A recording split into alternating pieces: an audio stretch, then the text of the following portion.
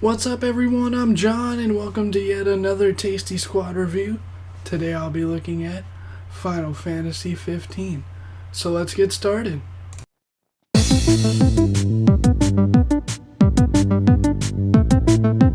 Since I'm a firm believer in the fact that graphics don't make a game, let's just go ahead and get how the game looks out of the way. Now, just because it doesn't really matter how good a game looks, doesn't mean I don't appreciate a beautiful looking game. And Final Fantasy 15 is fucking gorgeous. I mean fucking gorgeous. From the characters to the landscapes, the animation, the lighting, the colors, anything else my eyes pick up while playing looks breathtaking. The character models look so lifelike that at times you forget you're looking at a TV screen, which just adds to the depth in which you connect with them. The landscapes are gorgeous, like you stepped into a painting. Each location is very unique, but all of them look so superb. The attention to detail is so spot on that it literally feels like you stepped into the game rather than just looking at it. The use of color and lighting are also played very well here, making each scene either come to life in a spectacle of bright, vivid colors, or immerse you in a scene of dread as the lights dim and all color fades. Visually, the game could tell you just as much about the story as the dialogue does. That is a very nice job done by that on Square Enix. Fucking fantastic. Sadly, however, the game doesn't do as well when it comes to sound. At least in my opinion. While all the sound effects are great, it's the music that never really amazed me. Half the time I would use the in-game MP3 player to play music from previous Final Fantasy titles. The biggest connection I found to the game's music is when Prompto sings ba ba ba ba na na na na na after you win a battle. Again, I only had a strong connection to this because of earlier titles in the series. Honestly, I can't remember the music enough to tell you anything about it, which just shows that it was very underwhelming. The only time the music picks up is in the final chapter. There, the music is epic as hell and befitting the situation. Unfortunately, the same cannot be said for the rest of the game, sadly.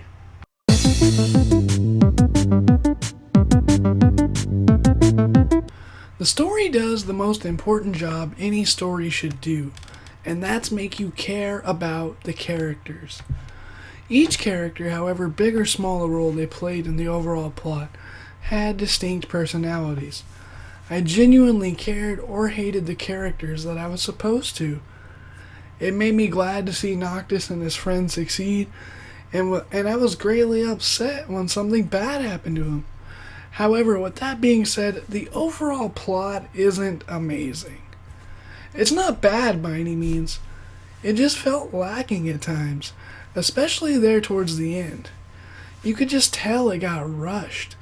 The first 7 or so chapters really took their time and fleshed the story out at a natural pace. But after that, the game just takes off, leaving you wanting to understand what just happened, but it doesn't slow down. Overall, it is a great tragic tale. It just needs more time to be fleshed out, especially in its third act, and that mostly has to do with all these sudden heel turns side characters have towards the end where they were for you, now they're against you, or vice versa. And the game takes no time to explain any of these characters' changes, and that really annoyed me. Hopefully, all the DLC that Square Enix is talking about will fix some of these issues and flesh out the narrative a bit more. But as of right now, the story's pretty good. It's not great, it could do better. But I enjoyed it.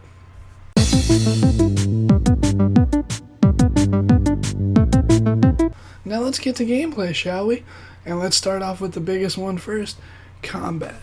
Now, unlike many of the other titles in the Final Fantasy series, Final Fantasy XV's combat is all in real time. I really enjoyed the combat, but it does take some getting used to. However, once you do, you will be in for some very fun, fast-paced action. You'll be able to use a wide variety of weapons, including broadswords, buster swords, guns, spears, and daggers. You can also use magic.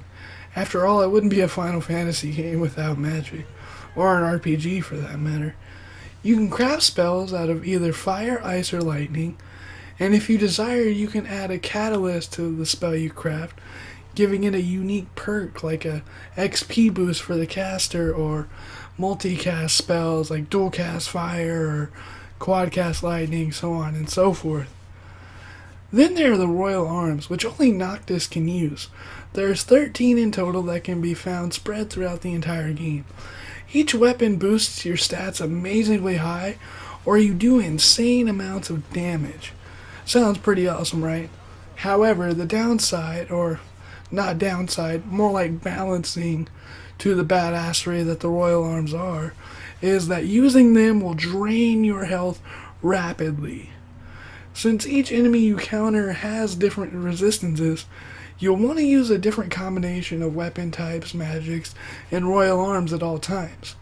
But since you can equip up to 4 of these at once, and switch simultaneously in combat in no time at all, it's never really a problem. However, the worst enemy in Final Fantasy XV, and I mean the absolute fucking worst enemy in this game, is the fucking camera. I'm not kidding. The camera can be a pain in the ass at times, especially in closed areas like dungeons. That being said, however, the game isn't too difficult most of the time. There were a few bosses that had me using quite a few Phoenix Downs, and if you don't know what Phoenix Downs are, that's an item you use to revive yourself or one of your party members. But, those bosses only happened every once in a while. So it never got too difficult. I never ever once got a game over, and I was playing on the normal difficulty, and there's only easier and normal. There is a new game plus mode, but I haven't tried that yet, so I can't say how much that ups the challenge. Overall, the combat is a fun and unique challenge, and it is wonderful. It's what makes the game so enjoyable. It's so new to the series, and at the same time, once you get the hang of it, you have so much fun using it. It's definitely the best thing this game does, and I loved it. Leveling up. Like any other RPG, you gain experience points by completing quests and battles. Gaining XP allows you to level up, which increases your base stats like overall health, strength, stamina, and so on and so forth. However, you can only level up when resting at a campfire or staying in a hotel, so keep an eye on that XP. There's also ability points, which you can get by doing certain actions within battle or throughout the game. With the ability points, you can unlock certain perks. Of course, the better the perk, the more it costs, so you'll probably be saving up for a while. I rather like this AP system because you really feel like you earned the perk you got, and it adds more than just your basic level up and increasing your stats style of improvement that is so frequently used in RPGs. It's also the way you obtain new team attacks with each member of your party, which you can then use those, leveling them up, making them stronger and stronger until you max out their levels, making their overall effect devastating. Also, each one of the party members, Noctis, Ignis, Gladio, and Prompto, each has a unique skill that only they can train and level up and reach master rank in. Noctis has fishing, which is the most intense fishing you'll ever do in your life. I really didn't care for the fishing. I only got it up about halfway to max level before I realized, why the fuck am I doing this? It serves hardly any point at all. But if you want to, if you're that completionist type, go ahead, max it out. It won't hurt nothing. You'll get a trophy or achievement for it. So go ahead. Ignis has cooking, which is the most useful party skill out of all 4 of the people, because the dishes he cooks gives you certain stat boosts for a time limit, and they're good stat boosts, like add 1,000 HP or increase your attack damage by 50%, stuff like that. So his skill is awesome, so you'll want to max out Ignis as fast as you can. Gladio has survival, which is also useful, but not as useful as cooking. Gladio, the higher you get up his survival skill, the better items he'll pick up as he goes along. But you'll start to realize he doesn't pick up items as often as you would like him to. Now, Prompto takes pictures. That's it. He takes pictures, which you can save and look at, but in reality doesn't really do anything for gameplay. It does play into the plot a little later, but I won't run how. Final Fantasy 15 has so many ways to improve your party other than just gaining XP, which made for a much more enjoyable gameplay experience in my opinion. When it comes to leveling up, Final Fantasy 15 nails it. Lastly, let's talk about the open world. This game is fucking huge. I mean fucking huge. While the map is large, it's not empty. There is life everywhere, making traveling around the world very enjoyable. There's always items to pick up and find, or battles to get into for quick XP, and that's just walking around pointlessly fucking around. You can spend countless hours exploring, doing side quests, going on monster hunts, looking for the royal arms, or clearing dungeons. There's so much to do in this world, you get lost in it all. I've played over 60 hours, and I still haven't done it all. In reality, this game and its world are so damn enjoyable. I'd honestly keep playing if I didn't have to move on to other games for the sake of Tasty Squad. There is downside to the size of the world, though, and that's the fact that sometimes it just feels too big. There's only 3 ways to get around: walk, car, or chocobo. But I would encourage you to walk until you max out Gladio's survival skill, because that's the only way to increase that skill.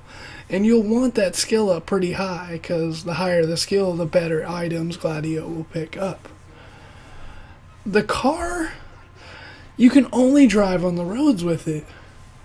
You can't explore with it, you can't go into the terrain with it, you can only drive on the damn streets. Every time you hop in the car, it's basically a driving simulator on the rails, pretty much. And chocobos, they're the best way of travel, to be honest. They're fast, you can go anywhere in them that you can go on foot.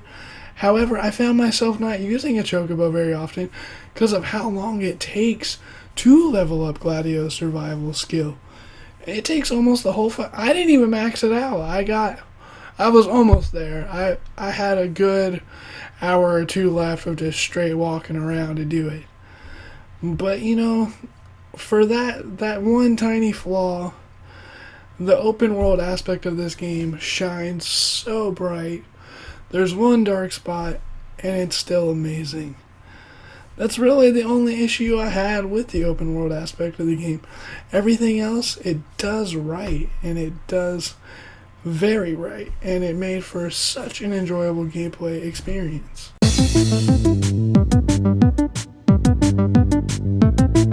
Alright guys, I'm wrapping this up review here. All in all, Final Fantasy 15 is a phenomenal game that I put well over 60 hours into, and would put in 60 more if I didn't need to move on. Sure, it has its flaws, but they're so minor that it won't take anything away from the overall experience. So for me, the final score for Final Fantasy 15 is an 8 out of 10. Guys, thanks so much for watching. If you liked the video, please hit that thumbs up button and maybe even subscribe. Also, leave a comment below, let us know what you thought. If you didn't like the video, let us know down below and we'll see if we can improve for the future. Again, thanks for watching. I'm John, and as always, stay tasty.